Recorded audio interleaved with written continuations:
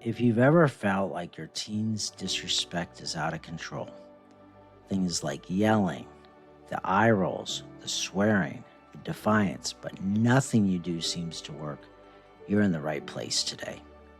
Welcome, family. I just appreciate you being here.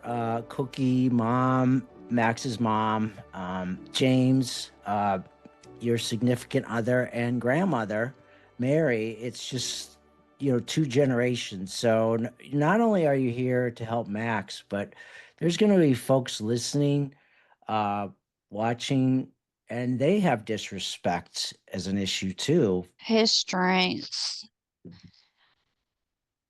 Well, that can be a trick question. He's very argumentative. Okay. He's So he's very, passionate in a way, right? yeah. Um, he's very energetic, athletic. Does he got a big heart too, in a way? He does. Yeah. He Like has a that. real big heart. Like, give me an example of that heart that you've seen. Um, I remember one time I was at Walmart and there was a elder lady struggling with some stuff, and he went over and helped her put some stuff in her vehicle. So Wow. That's awesome. And James, what do you see that you're proud of about Max? Oh, he has a lot of potential. He just a lot of times he doesn't show it, but he's a very caring person. He cares about people, and he he's just one of them that you love. To me, one of the things that pop out is he's Okay. courageous. Yeah. He is going to make a point of being just who he is. He's courageous to be his own person.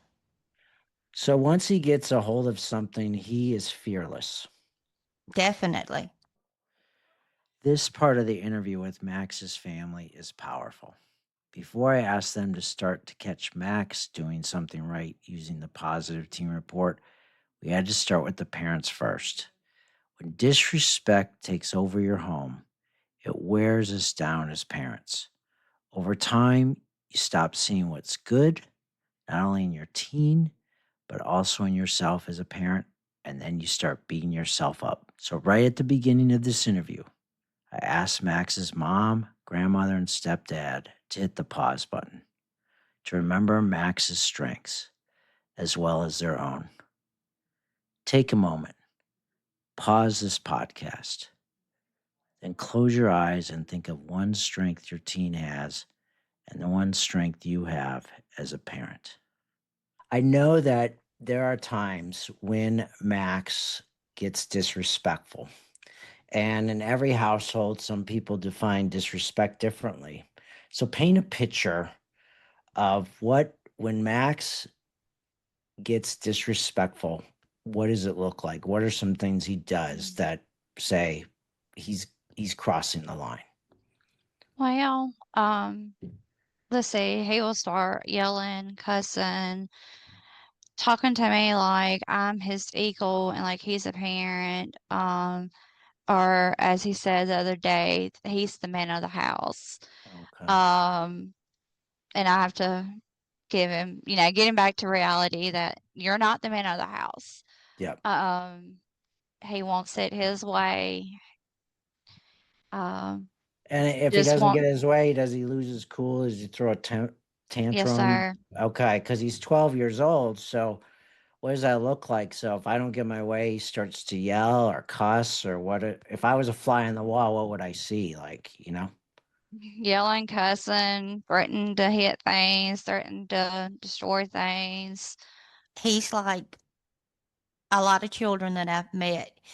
She can ask him to do a very mundane chore or something very takes 2 seconds to do. Pick a can up, put it in the trash. Mhm. And to me, it's disrespectful that he doesn't do it. Yeah. And she has to tell him 4 or 5 times, which Wow. is what a lot of kids have to be done. And she has to almost lose her temper. And then he doesn't understand why she's angry.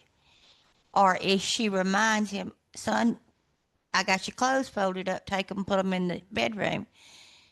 And before I leave, she's told him 2 more times. To me, that's disrespectful because Yeah. he's not following through on what his mother's asking him to Yeah, do. he doesn't do what mom asks him the first time. It Hmm. takes her to over and over again, won't clean up, won't help out. And so this sounds exhausting. Mom, how long has this kind of behavior gone on? Weeks, months, years? How long has this been going on for?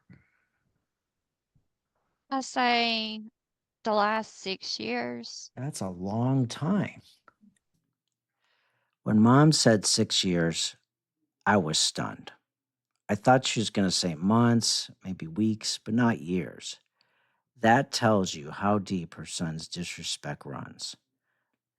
But the truth is this: the longer the disrespect hangs around your house, the more it infects your relationship with your child, like a cold left untreated that turns into pneumonia. So before you try the positive teen report, take a deep breath and ask yourself, what does disrespect look like in your home? How long has it been hanging around? Because the longer it's been there, the more connection you will need to repair it. But we're gonna approach this from a more behind the scenes. We're gonna go more at the root of the disrespect with Max. We're gonna do kind of like an experiment with this thing called the positive teen report, which we're gonna call the positive Max report, because sometimes we gotta go to the root first. Number one, rules without relationships lead to rebellion. Let me say that one more time. Rules without relationships lead to rebellion. And the second one is connection before correction. So, what this means is that you can have the best set of rules, the best contract, the best consequences. But if you don't have a relationship, the child or teenager is still going to rebel. Um, if you don't have a relationship with your child, it puts a strain there because they're not going to be willing to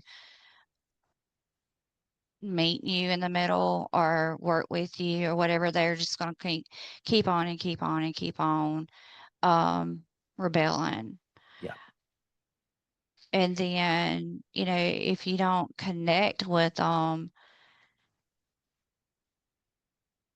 then it's almost impossible to get through to. That's why the positive teen report matters so much. It's like a bridge over troubled water, a simple way of jump-starting trust and repairing connection. Because let's be honest, as parents, we still love our kids, but we stop liking them, especially when disrespect is ongoing. But this tool helps close this gap.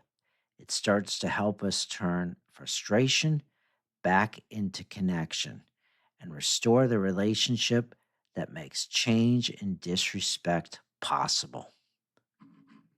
Sometimes you got to jump start on the smallest little thing to almost fan the flames of hope. So when we do the positive Max report, even when he does small things, he may not have done it completely. It's a start. When disrespect goes on for a long time, things get pretty stiff. Uh, Playfulness starts to leave. Joy starts to leave. It's filled with arguing, fighting, stress.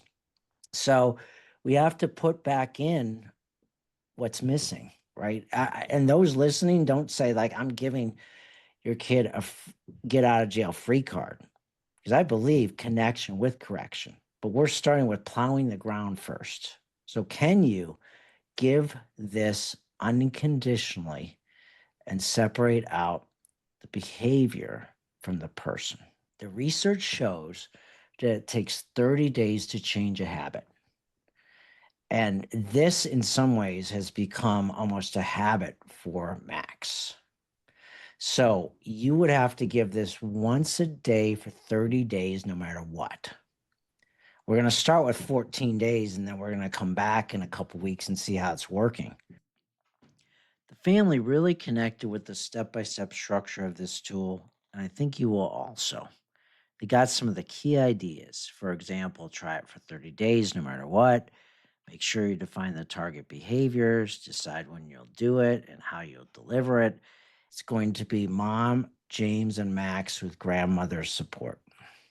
What is this tool called? The Positive Max Report. It's a special way to tell Max how proud we are to strengthen our relationship and in the process lower Max disrespectful behaviors. It's like an antibiotic.